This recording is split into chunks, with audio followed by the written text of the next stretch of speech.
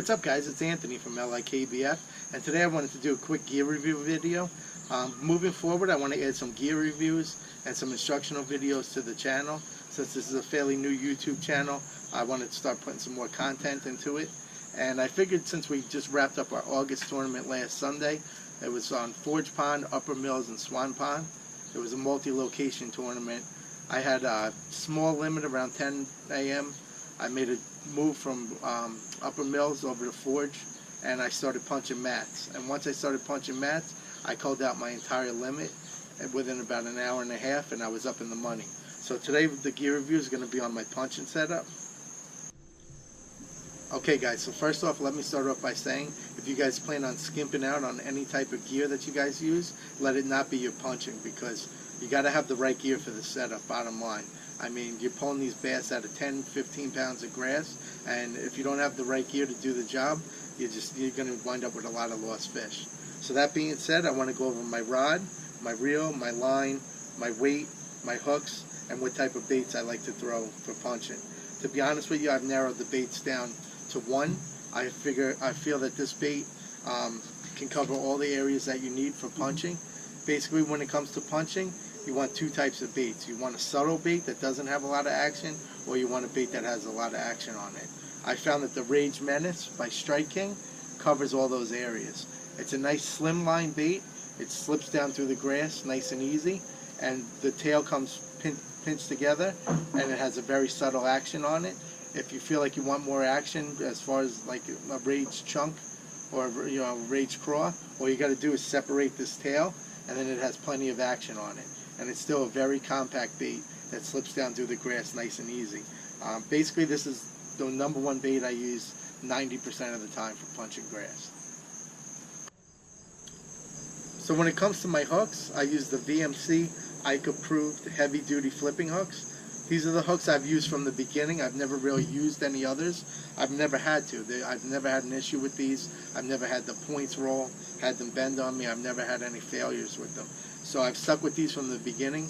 I can't really give you too much of a review compared to other hooks because I've never used any other ones.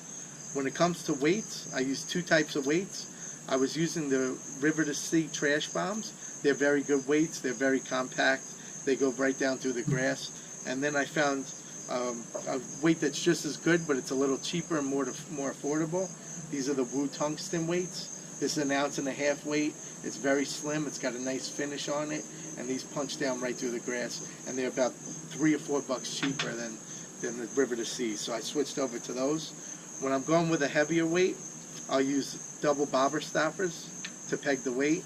You want to go with the lightest weight that you could get away with. I started last week flipping a 1 ounce weight, and when I started flipping it, it was just laying in the grass. I had a lot of trouble getting it through, so I had to go all the way up to 1.5 ounces. Once I went up to the 1.5 ounces, it got through. You're gonna get less hookups with more weight, so you want to get away with the lightest weight possible. But I mean, unfortunately, the mats were about 12 inches thick, and I had to go up to 1.5 ounces. But I got the job done. I ended up taking 3rd place.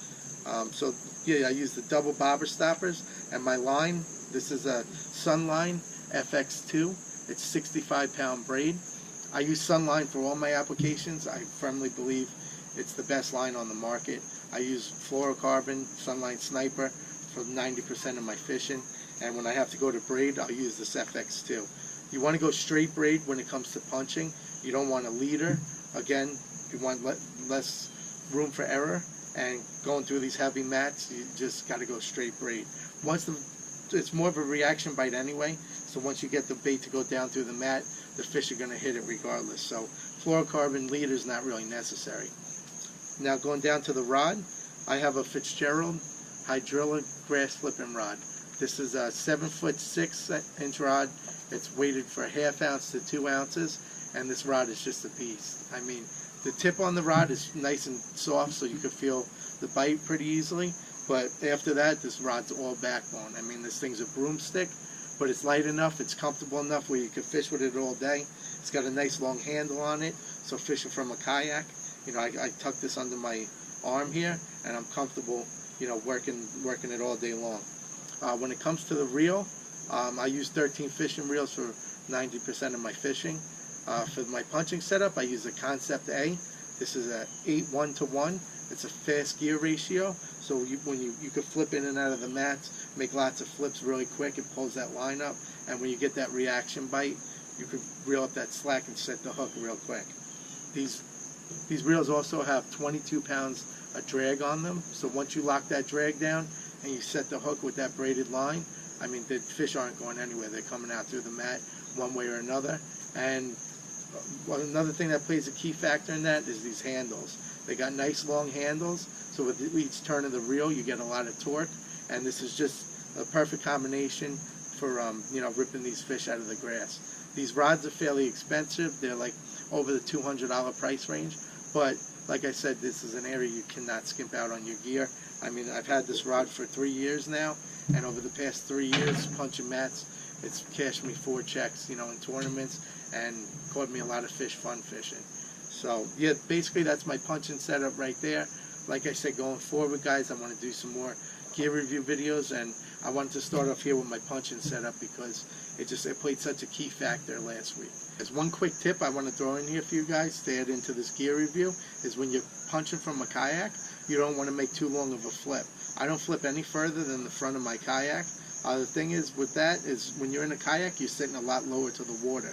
So if you make a long flip and you set the hook, now you got to pull the fish through all that extra grass. I like to get right over them. The benefit of fishing out of a kayak is you get right over these fish and they have no idea you were even there. I mean, the mats I was punching last week were like 12 inches thick, and I was getting right on top of them. I like to get right over them, drop down vertically, and pull the fish right out of the same hole, that I punched through. You'll hook up a lot more and you'll catch a lot more fish that way. So I hope you guys enjoy this tip, and like I said, there'll be plenty more going forward. Yeah, so that about wraps it up, guys. That's my gear review on my punching setup. I hope you guys learned something, and like I said, going forward, we're going to put a lot more of these videos into the channel and more instructional content. So if you guys wanted to see the video of me catching these fish, go to our YouTube channel and click on the August Tournament, and there's some content in there of me punching these mats using this setup right here. So I hope you guys enjoyed the video. If you like what you see, hit the subscribe button, share our content, and we'll put some more videos out soon. Alright guys, thanks for watching.